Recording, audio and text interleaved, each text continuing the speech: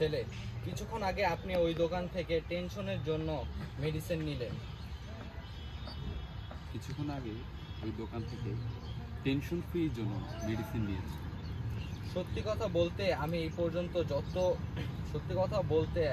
এই পর্যন্ত কত জায়গায় কত ডাক্তারকে কাছে গিয়ে দেখেছি, কিন্তু কোনো ডাক্তার না কোনো সত্যি বলতে আমি অনেক ডাক্তারের কাছে গিয়েছি টেনশন ফ্রির জন্য, বাট কোনো ডাক্তারই সাজেস্ট করতে পারেনি। তো আপনার টেনশন ফ্রির জন্য মেডিসিনটা হয়তো আমার জন্য খুব গুড লাক হতে পারে। টেনশন ফ্রি আপনার মাধ্যমে আজকে জানলাম ওইটা যে টেনশন দূর করে।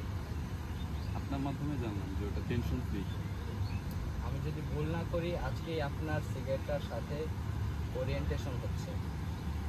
আমি যদি ভুল না করি এই সিগারেটটার সাথে আপনার ফার্স্ট ওরিয়েন্টেশন আবার যাবো।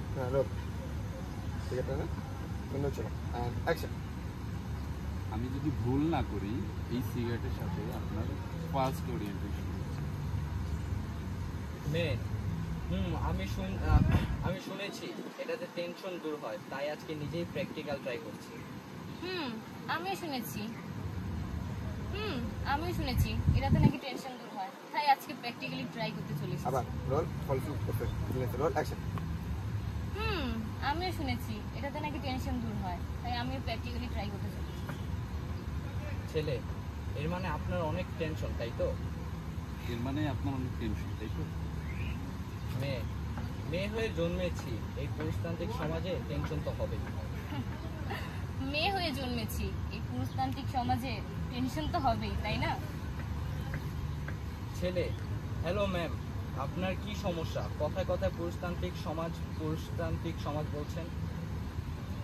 হ্যালো ম্যাম, কথায় কিছু কিছু কথাই টানছেন। পুরুষতান্ত্রিক ছেলেরা আপনাকে কি করেছে বলা কি যায়? পুরুষতান্ত্রিক সমাজ আপনাকে কি করে? ঠিক আছে, আচ্ছা আমি আমার মতো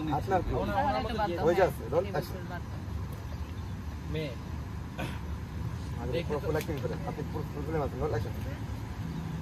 দেখে তো